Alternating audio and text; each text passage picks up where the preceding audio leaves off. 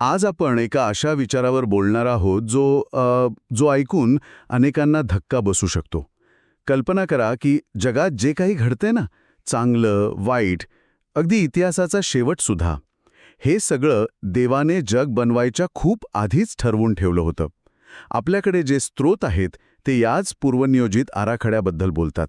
हो, आणि हे विवेचन आपल्याला उत्पत्तीच्या पुस्तकाकडे एका पूर्णपणे नवीन चष्म्यातून बघायला लावतं. आज आपण बायबलमधील निर्मितीच्या कथेचा म्हणजे उत्पत्तीच्या पहिल्या अध्यायाचा एका अत्यंत वेगळ्या दृष्टिकोनातून सखोल अभ्यास करणार आहोत. हे विवेचन आपल्याला निर्मितीमागे का या प्रश्नाचं एक अनपेक्षित उत्तर देण्याचा प्रयत्न करतं. या स्रोतानुसार हे जग फक्त राहण्याची जागा नाही, तर एका मोठ्या वैश्विक नाटकाचा रंगमंच आहे. अगदी.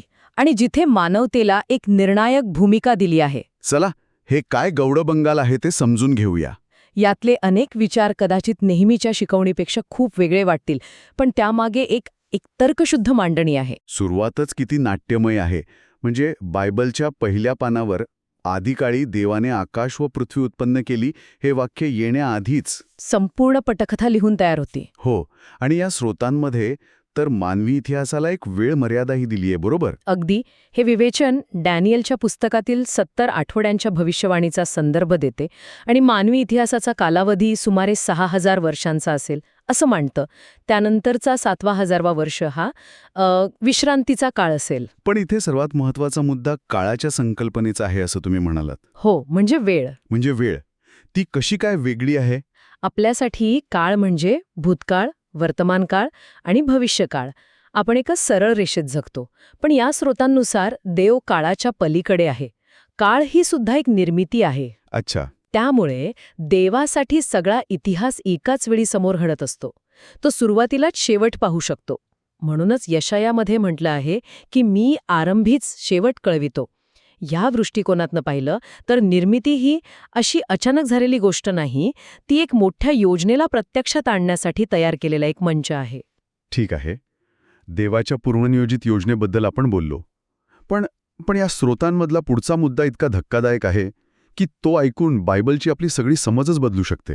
हो, हा थोडा धक्कादायक विचार आहे. ते म्हणतात की आपण ज्या सुंदर पृथ्वीवर राहतो, हे डोंगर, समुद्र, हे सगळं खरं तर एक तुरुंग आहे. चक्क हेडिस किंवा शिओल. ही कल्पनाच किती विचित्र आहे. हे सिद्ध कसं करतात ते? ही कल्पना समजायला थोडी अवघड आहे, खरंय. पण स्रोतांमधील तर्क असा आहे, उत्पत्तीच्या पुस्तकात निर्मितीच्या सुरुवातीचं वर्णन काय आहे. पृथ्वी आकारहीन व शून्य होती आणि जलावर अंधार होता. हो.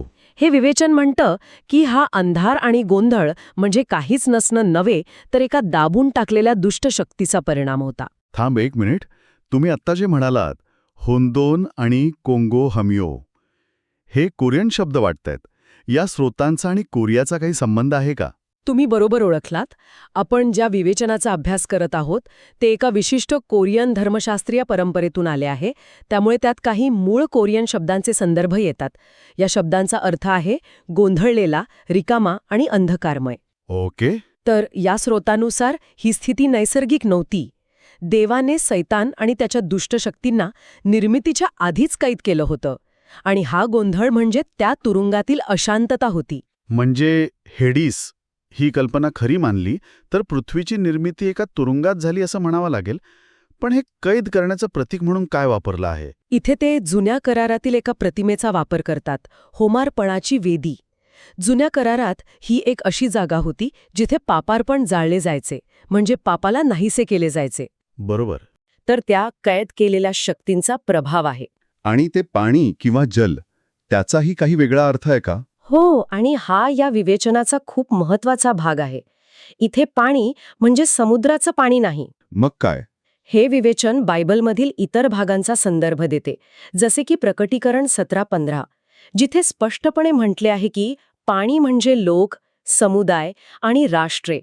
त्यामुळे हे स्रोत उत्पत्तीच्या कथेला एका मोठ्या प्रतिकात्मक भाषेचा भाग मानतात.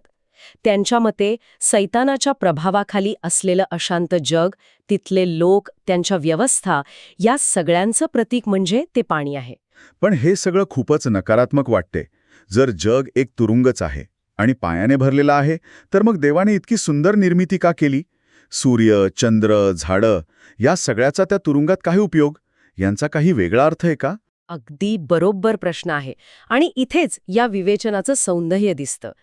त्यांच्या मते निर्मितीचे 6 दिवस म्हणजे त्या अशांत, अंधकारमय आणि विरोधी वातावरणात म्हणजे हेडिसमध्ये एक सुरक्षित जागा तयार करणे. हो, एक अभयारण्य तयार करणे. जसं की 3ऱ्या दिवशी समुद्राच्या पाण्यातून कोरडी जमीन वर येते. म्हणजे जमिनीचा तुकडा तयार होणं ही फक्त एक भौगोलिक घटना नाही. नाही, या विवेचनानुसार ती कोरडी जमीन एक असं ठिकाण आहे जिथे बी म्हणजे देवाचं वचन रुजू शकतं आणि वाढू शकतं. अच्छा. याउलट समुद्राचं अशांत खारट पाणी ते वचन स्वीकारू शकत नाही. ते प्रतिकात्मकदृष्ट्या अशांत मन आणि जग दर्शवतं, जिथे देवाचं वचन टिकत नाही. म्हणूनच ती कोरडी जमीन तयार झाल्यावरच त्यावर वनस्पती आणि फळझाडं निर्माण झाली. ही झाडं म्हणजे देवाचं वचन स्वीकारून चांगली फळं देणाऱ्या माणसांचं प्रतीक आहेत. वाव. म्हणजे निर्मितीची प्रत्येक गोष्ट एका मोठ्या आध्यात्मिक सत्याकडे इशारा करते. मग 4थ्या दिवशी तयार झालेले सूर्य, चंद्र आणि तारे यांचं काय? त्यांचाही खूप सुंदर प्रतिकात्मक अर्थ सांगितला आहे. सूर्य हे देवाच्या गौरवाचं आणि प्रकाशाचं प्रतीक आहे. चंद्र स्वतः प्रकाश देत नाही, तो सूर्याचा प्रकाश परावर्तित करतो. त्यामुळे चंद्र हे मानवरूपात आलेल्या देवाचं म्हणजेच येशू ख्रिस्ताचं प्रतीक आहे, जो पित्याचा म्हणजे देवाचा प्रकाश जगाला दाखवतो. आणि तारे ते त्या प्रकाशाने उजळलेल्या संतांचं किंवा विश्वासणाऱ्यांचं प्रतीक आहेत. थोडक्यात काय, हे विवेचन म्हणतं की बायबलचा उद्देश भूगोल किंवा विज्ञान शिकवणं नाही, तर पापावर विजय मिळवून सार्वकालिक जीवन कसं मिळवायचं हे शिकवणं आहे. त्यामुळे निर्मितीची कथा ही त्या आध्यात्मिक प्रवासाची एक रूपक कथा आहे. ठीक आहे. तर जग हे एक तुरुंग आहे, म्हणजे हेडिस. त्यात देवाने एक सुरक्षित जागा म्हणजे जमीन तयार केली. पण या सगळ्या वैश्विक नाटकात मानवाला का आणलं गेलं? या तुरुंगात माणसाची निर्मिती करण्यामागे काय हेतू होता? या स्रोतांनुसार मानवाची निर्मिती एका विशिष्ट आणि अत्यंत महत्त्वाच्या कामासाठी झाली. आणि ते म्हणजे? सैतानाच्या शक्तींना न्याय देण्यासाठी. सैतानाने देवाच्या आज्ञांवर प्रश्नचिन्ह निर्माण केलं होतं. त्याने म्हटलं होतं की देवाच्या आज्ञा अन्यायकारक आहेत आणि कोणीही त्या पाळू शकत नाही. अच्छा. मानवाला निर्माण करून देवाने हे आव्हान स्वीकारलं. माणसाने देवाच्या आज्ञांचं पालन करून हे सिद्ध करायचं आहे की देवाच्या आज्ञा केवळ शक्यच नाहीत, तर त्या प्रेमळ आणि न्याय्य आहेत. पण हे तर खूप मोठं काम झालं. हे करण्यासाठी माणसाला काहीतरी विशेष बनावं लागेल ना? हो, आणि ते विशेष बनणं म्हणजे देवाची प्रतिमा बनणं. हानानेबे शॉंगसांग. अगदी. इथे देवाची प्रतिमा म्हणजे शारीरिक साम्य नाही. याचा अर्थ आहे देवाचं वचन म्हणजे त्याची इच्छा इतक्या पूर्णपणे स्वीकारायची की माणसाची स्वतःची इच्छा आणि स्वतःचे विचार देवाच्या इच्छेमध्ये विलीन होऊन जातील. म्हणजे स्वतःच्या मीपणाचा त्याग करणे. हो, स्वतःच्या विचारांचा आणि इच्छांचा त्याग करावा लागतो. पण हे तर अशक्य वाटतं. स्वतःच्या सगळ्या इच्छा आणि विचार सोडून देणे हे कोणत्याही माणसाला जमेल का? या स्रोतानुसार असं कोणी करून दाखवलं आहे का? हाच तर कळीचा मुद्दा आहे. या विवेचनानुसार येशू ख्रिस्ताने मानवरूप धारण करून हेच करून दाखवलं. त्यांनी दाखवून दिलं की मानवी देहात राहून सर्व मोह आणि परीक्षांना तोंड देऊनही देवाच्या इच्छेचं पूर्णपणे पालन करणं शक्य आहे. प्रत्येक क्षणी? प्रत्येक क्षणी स्वतःच्या इच्छेऐवजी पिताच्या इच्छेला महत्त्व दिलं. अशा प्रकारे ते देवाची खरी प्रतिमा बनले आणि इतरांसाठी एक आदर्श आणि मार्ग बनले. आता गोष्ट आणखी रंजक वळणावर येते. या स्रोतांमध्ये पशु, पक्षी आणि मासे यांचा उल्लेख केवळ प्राणी म्हणून नाहीत, तर सैतानी शक्ती आणि त्यांच्या नियंत्रणाखाली असलेल्या जागतिक व्यवस्थांसाठी प्रतीक म्हणून केला आहे. हे कसं काय? या विचाराला आधार म्हणून ते डॅनियलच्या पुस्तकाचा संदर्भ देतात, जिथे समुद्रातून येणारे 4 मोठे पशु हे 4 क्रूर राज्यांचे प्रतीक आहेत. तसेच प्रकटीकरणाच्या पुस्तकातही समुद्रातून येणारा पशु हा देवविरोधी राजकीय शक्तीचं प्रतीक आहे. मग हे पशु म्हणजे नक्की काय? तर अशा व्यवस्था किंवा व्यक्ती जे सत्तेसाठी, संपत्तीसाठी आणि स्वतःच्या इच्छा पूर्ण करण्यासाठी काहीही करतात. ते देवाच्या प्रेमळ आज्ञा पाळत नाहीत, तर जो बलवान तो जिंकेल या नियमाने चालतात. म्हणजे यांच्यानुसार मी जेव्हा सकाळी उठून कामावर जातो आणि सत्तेसाठी किंवा पैशासाठी स्पर्धा करतो, तेव्हा मी नकळतपणे त्या पशूंशी लढत असतो. ही कल्पनाच खूप वेगळी आहे. तुम्ही अगदी योग्य ठिकाणी बोट ठेवलं आहे.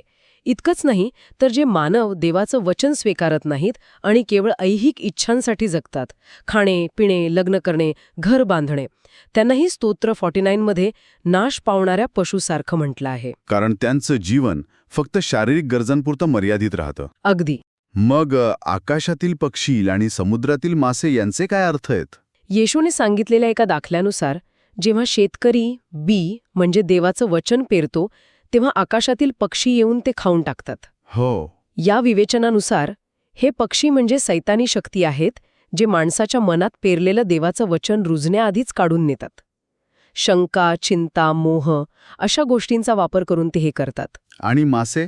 समुद्रातील मासे किंवा मोठे जलचर हे जगातील संपत्ती मोह आणि भौतिक आकर्षणाचे प्रतीक आहेत जे लोकांना देवापासून दूर खेचतात, जसे माशाला गळ्याने खेचले जाते. अरे देवा, मग उत्पत्ती 1.28 मधल्या त्या प्रसिद्ध आज्ञेचा अर्थ तर पूर्णपणे बदलून जातो, जिथे देव मानवाला म्हणतो, फलद्रूप व्हा, बहुगुणित व्हा, पृथ्वी व्यापून टाका आणि ती सत्तेखाली आणा.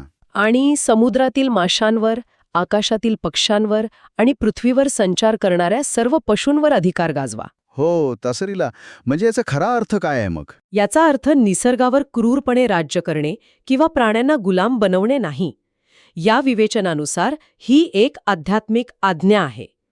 अधिकार गाजवणे म्हणजे या सर्व दुष्ट आणि मोहक शक्तींवर, म्हणजे राजकीय सत्तेचा मोह, संपत्तीचा लोभ आणि शारीरिक वासनांवर देवाच्या प्रेमळ आज्ञेचं पालन करून विजय मिळवणे. हा विजय तलवारीने नाही तर प्रेमाने आणि त्यागाने मिळवायचा आहे. आणि मग मूर्तिपूजा म्हणजे काय? तर या पशूंना शरण जाणे म्हणजे देवाऐवजी सत्ता, संपत्ती किंवा स्वतःच्या अहंकाराची पूजा करणे, बरोबर? अगदी अचूक. या स्रोतांनुसार खरी मूर्तिपूजा म्हणजे केवळ दगड किंवा सोन्याच्या मूर्तीला नमन करणे नाही. सर्वात मोठी मूर्ती म्हणजे माणसाचे स्वतःचे विचार. स्वतःचे विचार. हो, जेव्हा एखादी व्यक्ती देवाच्या वचनापेक्षा त्याच्या इच्छेपेक्षा स्वतःच्या विचारांना किंवा मतांना श्रेष्ठ मानते तेव्हा ती खऱ्या अर्थाने मूर्तिपूजा करत असते. स्वतःचे विचार हेच खरे उसांग किंवा मूर्ती आहेत. आणि तर या संपूर्ण चर्चेचा सार काय? आपण एका पूर्वनियोजित आराखड्यापासून सुरुवात केली. मग आपण जगाला एका वैश्विक तुरुंगाचा म्हणजे हेडीसच्या रूपात पाहिलं. त्या तुरुंगात देवाने निर्मितीद्वारे मानवतेसाठी एक संधी निर्माण केली. आणि ही संधी आहे देवाचं वचन स्वीकारून स्वतःच्या इच्छांचा त्याग करून देवाची प्रतिमा बनण्याची. हो, आणि देवाची प्रतिमा बनून मानव त्या दुष्ट शक्तींवर, त्या पशूंवर जे आपल्या आत आणि बाहेर आहेत, विजय मिळवू शकतो. हा विजय हिंसेने नाही तर देवाच्या आज्ञांचं पालन करून, अगदी मृत्यूला सामोरे जाऊनही प्रेम आणि सत्याच्या मार्गावर चालून मिळवायचा आहे. आणि असं करून देवाच्या आज्ञा न्याय्य आहेत हे मानव सिद्ध करतो आणि सैतानाच्या आरोपांना खोटं ठरवतो. या चर्चेतून एक गोष्ट माझ्यासाठी खूप स्पष्ट झालीय. हा वैश्विक संघर्ष बाहेरच्या जगात जेवढा आहे त्यापेक्षा कितीतरी जास्त तो आपल्या आत आहे. आपले इच्छा, आपले विचार आणि देवाचं वचन यांच्यातला हा रोजचा संघर्ष आहे. तुम्ही अगदी बरोबर निष्कर्ष काढला आहे. आणि हे विवेचन आपल्याला एका खूप महत्त्वाच्या प्रश्नावर विचार करायला लावतं. या स्रोतांनुसार देवाची प्रतिमा बनण्याच्या मार्गातील सर्वात मोठा अडथळा म्हणजे व्यक्तीचे स्वतःचे विचार आणि स्वतःच्या इच्छा. यावर विचार करण्यासारखा प्रश्न असा आहे की आपल्या रोजच्या धावपळीच्या जीवनात लहान मोठ्या निर्णयांमध्ये माझी इच्छा कोणती आणि देवाची इच्छा कोणती यातील फरक खऱ्या अर्थाने कसा ओळखावा, तो आतला सूक्ष्म आवाज कसा ऐकावा आणि त्यावर विश्वास कसा ठेवावा.